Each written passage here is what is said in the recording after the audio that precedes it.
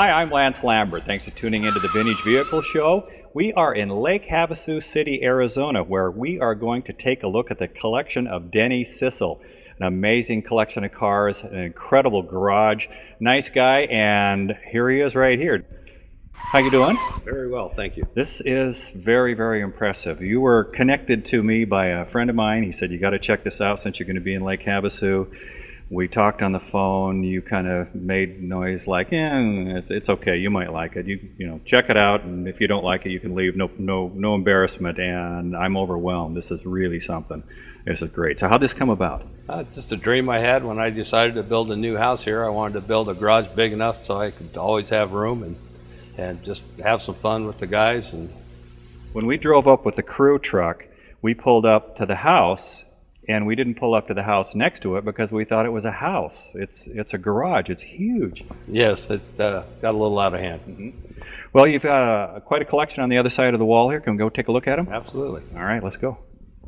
Denny, you apparently have a thing for 32 Fords. Is that right? Yes, I kind of like them a lot. Yeah, I had up to 8, but I'm down to 5 now. Oh, now you're breaking my heart here. Yeah. So tell us about why 32 Fords, and then we'll talk about some of the cars individually. Just kind of in hot rodding, that's what they think of first is a 32 Ford. So they just all, I think they're beautiful. The lines of them are fabulous, and I don't know why. Just fell in love with them. And so you had one, and you thought you'd have another one. Then you'd have and this one's a Roadster, and this one's a Coupe, and this one's a little funkier, and this one's a real show car. And you would see one and just need that to complete it. No, I'm just kind of silly about cars. I'm kind of sick and can't get over it. So I see one I like and I think, I better have that one. Silly and sick. I like that. All right. Well, this particular one right here, this looks pretty good. Tell us about it. This car's been on the road since '82. It was owned by a gentleman that ran Boyd's shop for 15 years. I bought it from him and then changed it up. It was an '80s car with no bumpers and smoothie running boards and Boyd wheels and stuff, and I changed the interior. This car has about 65,000 miles on it. And you were mentioning earlier, well, this gentleman right here, Danny's a little bit famous for, I'm not going to go sit at some car show and then on a slab of asphalt for 8 hours in a lawn chair and consider that being part of the hobby. He gets in these cars and you drive them, right? Yes. I've got about 13,000 miles in this year so far. And we're barely halfway through the year. No, we're almost done. I've had enough. Yeah.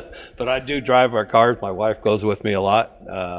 But we do a lot of driving. Yeah. Lake Havasu has been, I just keep meeting car guy after car guy that just pulled up stakes somewhere else and ended up here and seems to think they've died and gone to heaven. Seems to be the place all the baby boomers want to end up with cars. And it's getting more. Last number I heard, there was over 900 cars in town. That's a big number of cars for a small town. Can you call my wife and maybe give her a little pitch about Lake Havasu City? Well, she'd love it here. Okay, good. Well, the running gear on this, what power is it? It's a 350 Chevy with a 350 automatic. So it's just a good driving car, solid, and runs all the time. I don't even own a trailer, so every one you see today will be a driver. I don't own it. Well, you have a sedan here. Let's take a look at that. Two-door sedan. It's not a sporty Roadster like we were just looking at, but this is a family car. You can put the kids in the back on this one, right? Yeah, if I had any kids, we could. But no, this car's kind of unusual because the paint on this car is over 30 years old. Wow. It's been painted a long, long time. It rides a little rough, but it drives great, and it looks good. So we leave it alone. Mm-hmm. Motor in this? It's a 327 in that one with a 350 trans. So you're a Ford on the outside, Chev on the inside guy, or is that just what we've run across so far? Well, that's what we've run across so far. I am building a new one, and I'm putting a Ford in it. When you I like 40 Fords. I have a real weakness for them. I don't care if it has 4 doors, 2 doors, sedan, coupe. I don't care. Are you that way about 32 Fords? Pretty much, yeah. So I like all 32s, and I've had Woodies. I've had all the different kinds, and they're just, to me, they're beautiful. I love the belt lines and the fenders, and the lines of them are just what I really like. So this one has more of a traditional American hot rod look to it, and the roof looks like it's been dropped about, what, 4 inches on it? Actually, about 6.5. It's a real big chop, yeah. And do you have lots of room in this thing, or you crouch down there? No, the seats are set real low, so actually there's plenty of headroom in there. When you pull into the drive-in restaurant or whatever, do you get a different reaction from a car like this that has more of a 50s hot rod look to it as opposed to something with a shinier paint? Yes, actually, it's kind of strange, but everybody that's ever seen this car or come in this garage, when they get to this car, and it doesn't matter if they're teenagers or grandfathers, everybody likes this car. And I guess because it's a hot rod look, and the hot rod is an old traditional type hot rod, so I guess everybody likes it. Yeah, it's interesting. It shows how the cars that look like this, they draw bigger crowds these days. The engine on this is very neat. 348? 348, yeah, Chevy. And the rest of the running gear? It's got a 350 trans, an old 8-inch rear end in it, Ford rear end in it. It's, as far as I know and what I was told, this car was built in 1959 back in Wisconsin, and it was originally a drag car. So it's pretty much the same as it was back in 59? I believe it had, I was told it had an old small Hemi motor in it, and the interior's been changed and stuff like that over the years, but the body and everything's pretty much the way it was. 5-window coupes, they're pretty neat. I think they have a bad boy kind of thing going on them. They look like I'm serious about being a hot rod. Yeah, they've become very popular over the last 3 or 4 years, and I don't know what the appeal is, but I sure liked them. I had a 3-window, and I actually like the 5-window a little better. Is there any structural difference? Can you actually perceive any difference when you're driving them? You got a little more leg room, and because you got that package tray in back, you can move the seat back. But other than that, they're pretty much the same.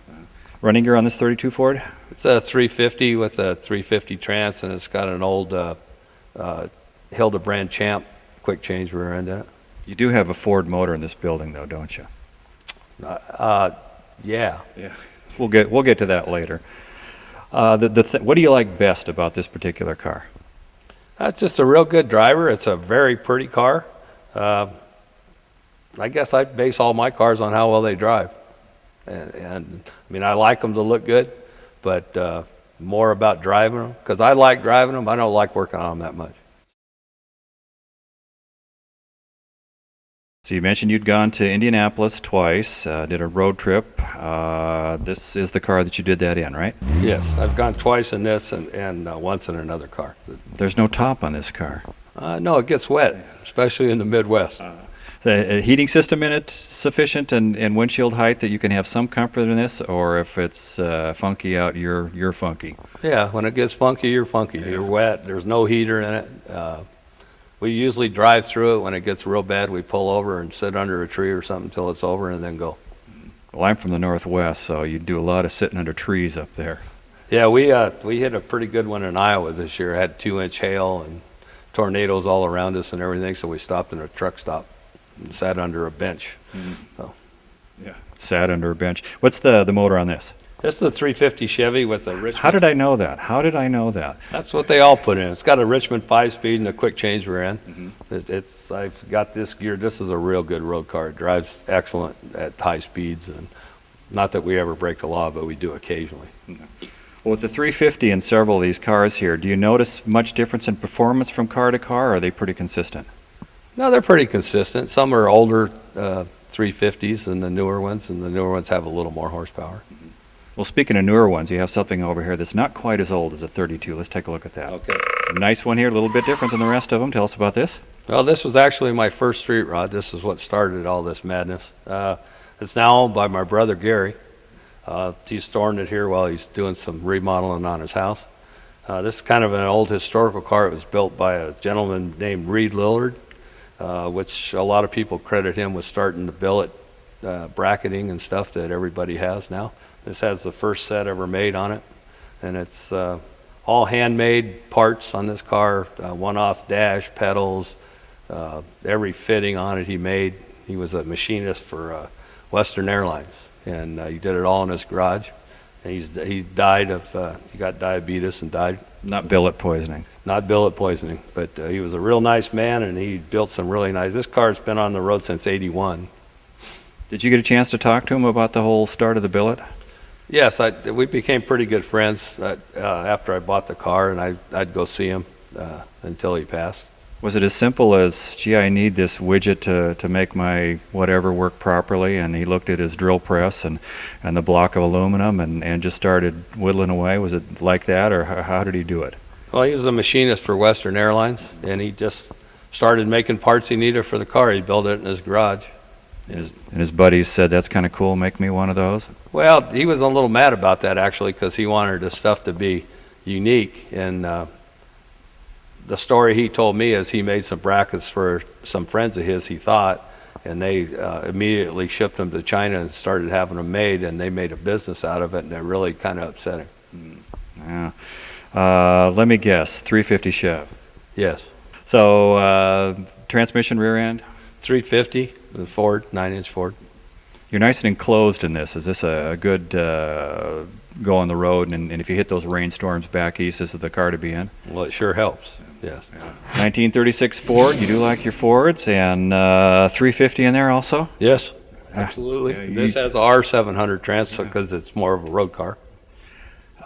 History of this particular car? Bought it. My wife wanted one, so I bought an old restoration, and we worked on it 2 years and got it to this point. Got it in June, had 400 miles on it, and in 5 weeks it had over 6,000 miles on it. We drove it to South Dakota and back, up to Pleasanton and back, and put it on the road. But this is my wife Bonnie's car, basically, and she likes it, and I like it. It's a good driver. It worked out well, and something she had to have. All right. Well, sounds like you're part of a good team.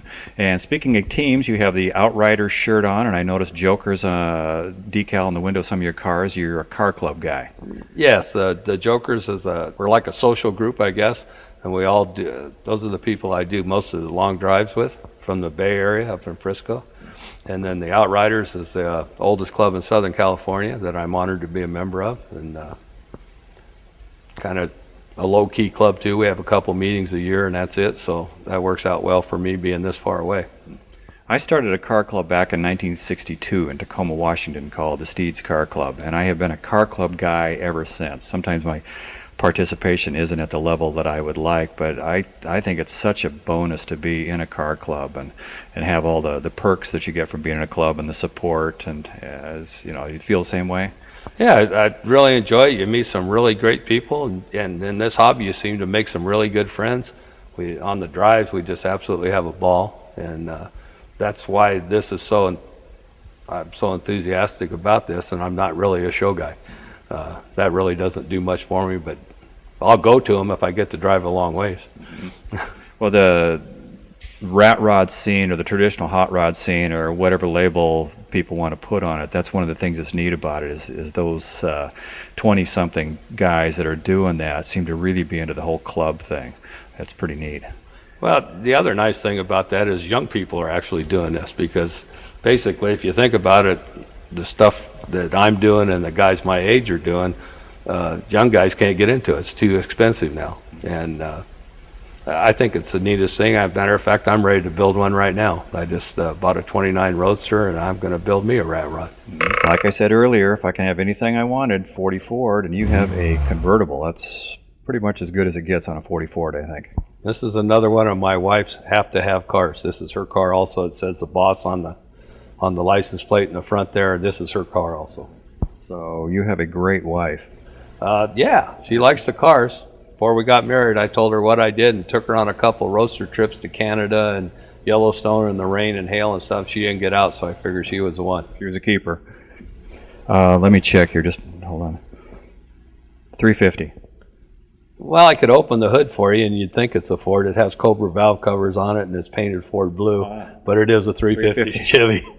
So you finally decide, I have too many 350 Chevs, so I'll take a 350 Chev, make it look like a Ford. Is that how it happened? Actually, the gentleman that built this in Oregon did that, and everybody that looks at it goes, "Oh, you got a Ford and a Ford, that's good," and I don't tell them any different. But. And you did the right thing in that you've got the back end a little bit higher than the front end on this. It seems to be on 40 Fords. That's a styling touch that really works with them.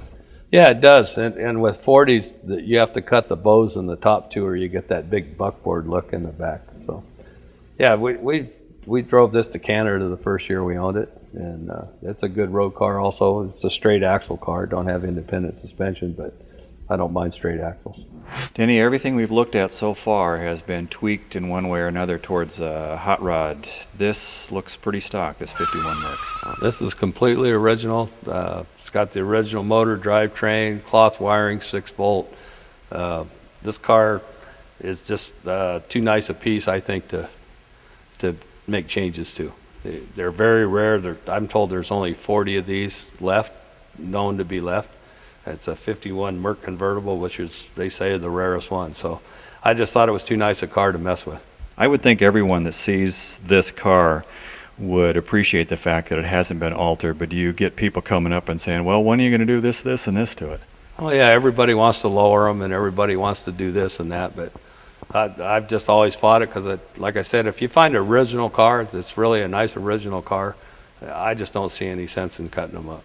So the flathead motor in this, what kind of cubic inch horsepower do they have? It's just the 85 horse, just the standard Merc flatheads, which is a Ford. But this is actually a Ford motor here, see? Wow. What happened? Well, I left it stock. You have all these really old cars, and then you have this other car over here that my gosh, it's practically brand new. Let's take a look at it. Okay. I would reason to guess that you probably don't have a Ford motor in this one. No, it's the 350 Chevy. Yeah. 57 Chev, it's as much of an icon as a 32 Ford and a 40 Ford for sure. Yes, this is really not my kind of car. I just seen this car in April at the Good Guy Show down in Del Mar, and that was the prettiest one I've ever seen and straightest, and my wife had been talking about a 57 Chevy for years. So originally it started out to be her car. She didn't show much enthusiasm for it, so I took it back. Now it's mine. Oh, that's tough. That's a heartbreaker. You have to take this away from her. Well, you know, she should have been a little happier about the deal. Yeah. But it's a nice car, and it's a good driving car. I drove it back across the desert, and it just rides and drives great. In 1957, Chevrolet just nailed it. It's amazing that they pulled off a design that's more popular now than it was then, I think. Yeah, it seems like everybody likes them. Motorcycles. You have a nice collection here, and you have a Whizzer. When I was a kid, only the richest kid in the fanciest house in the best part of town had a Whizzer. So, but here you have one. Well, that's why I waited till I got old, so I could afford one too. How did this come into your collection? A friend of mine, Little Louie, who's a pretty famous pinstriper in San Bernardino, his dad, Big Lou, is into the Whizzards, and I always wanted one, and he had this one, and I call it my Pee Wee Herman bike because it has all the accessories on it. And believe it or not, this thing runs, and it will haul me around about 30 miles an hour, but the braking is terrible on them, so you got to be real careful in that area. But it's just an old piece. It's never been repainted. It's all original, and it's getting back to liking the old stuff. And the sophisticated equipment here, that looks an awfully lot like a flashlight stuck there. That's an actual flashlight with a Swin on it, so it's an original part that came with the bike. And next to it, boy, going from one extreme to another, we have a bicycle with a motor on it. Here we have a motorcycle with a automobile motor in it, and this looks to me very exciting and very scary at the same time. Tell us about this. To my knowledge, there was 12 of these built originally back in the Midwest, I think Illinois, and this was the fourth one built, and it has a 1937 Ford V860 flathead in it, and it's got a Honda front end, Harley tanks and fenders, 36 Ford headlight, brake light, and pedal. And it's just a real unique thing. You can ride it into 10,000 Harleys. Everybody wants to see it because nobody's seen one. It's the only one like it in Arizona. There's only one in California I know of. All the rest are back east. When were they building these? About 7-8 years ago. What are they called? Just V860 flathead bikes. A guy, Honest Charlie, now is building something like this that's real close and selling them. Performance on this? It's a single speed. You can take off and you can run about 60, 65 miles an hour. And I mean, you can ride it. It's fine. It rides good and handles well. What's top end on it? Probably 65. because it's just one gear is all it is. Here we have an Indian. So what was the movie that was just out? The World's Fastest Indian. That's right. So you ran out and saw that right away, I bet. Oh, that's a great movie. If you haven't seen it, go see it. Tell us about this. It's the 1940 Chief. I was born in 47. I just always liked, in my younger days, I was kind of a biker guy and build Harleys for a living and stuff. And I always liked Indians. I thought they were beautiful with the fender skirts and stuff. So I had a chance to get this one, and had a guy down in Paris, California build this from the ground up for me, and actually left this to one of my brother's nephews. This is going to be, I told him to pick a hot rod that he could have when I passed away, and he said, I don't want a hot rod, I want the Indian. So, well, good offspring there, or relation. You were born in 47, and you had motorcycles years and years ago. I was born in 47, and I had a Lambretta. Oh, really? Yeah, no, I've always liked bikes. I bought one of the first Hondas that came into the country from Norm Reeves himself. He was a big car dealer. When he first started, everybody told him he was nuts. And I started riding when I was 15. I still ride today. Well, when I was 15, I was driving the Lambretta, which by later standards was pretty nerdy, but if you had a set of wheels at the age of 15 and a dad who was a cop who made sure you didn't get stopped for anything, it was a pretty cool set of wheels back then. Hey, if you get moving, it's always good. Yeah. Speaking of getting moving, you have a motorcycle here with two motors in it. How did this come about? Well, actually, while I was building the house, one of the young men that was helping me build the house, he told me I needed to meet his dad, that he had a kind of an old famous motorcycle. So I told him I'd like to meet him. His dad come over, and me and him started talking, and he actually built the bike, rode the bike, and campaigned it out of his garage in Inglewood. And he started telling me about the bike, and it was in 64, 5, and most of 66, nobody ever beat this bike. It was kind of the bike to beat. Ran a 4-inch Avon slick, 2 Triumph motors, Harley Davidson 3-speed trance, and I think he's kind of nuts, but anyway, stopped it with stock Triumph brakes, and he did 155 miles an hour in a quarter. And it looks like he's just starting to do that 155 right there. Yeah, that's out at Mickey Thompson Dragway in Fontana. You have an item here. I'm going to step just a little out of frame here and grab, but was anybody hurt? No, actually what happened there is Dick told me when he ran 96% nitro in this bike, and they pulled it alongside a truck at 60 miles an hour and kicked it in gear to start it, and he said that's what happens when it didn't turn over. So anybody lose a leg in this process? Just wouldn't start, and it bent everything. In my neighborhood, probably yours, every boy under the age of 14 had a bicycle with a motor on it, or a sheet of plywood with a lawnmower, his version of a go-kart. But some of the guys were lucky enough to have something like this, or actually have a Doodlebug. This is incredible. This is great. Yeah, I always wanted one, but I never could afford one, so I used to build mine. I'd cut the fronts off of bicycles and make the frames out of pipe and pipe fittings and lawnmower motors and stuff like that. Usually didn't have a brake. Were you actually doing welding and stuff back then? Or? No, I just screwed all the pipes into fittings and then ride it for about a week, and I'd have to tear it apart and tighten it up again because it'd start waving all over the place. That's pretty neat. The Doodlebugs, tell us about the history of those. As far as I know, they only made them for 2 years, 47 and 48. They were sold at Western Auto Stores. They were 4 kids.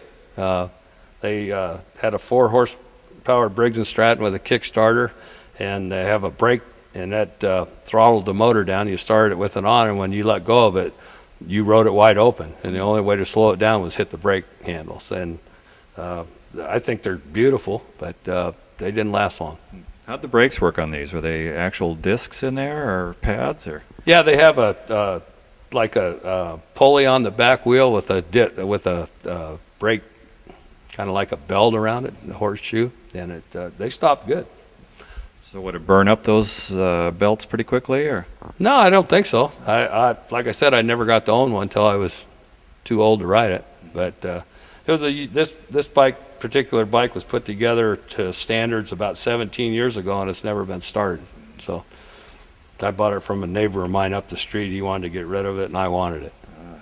Denny, thank you very much. What a nice collection. What a gracious host. Thank you so much for letting us see your collection. Well, thanks for coming. Thank you very much for the deal you gave me on this. Trust me, the check will be in the mail within a week or two.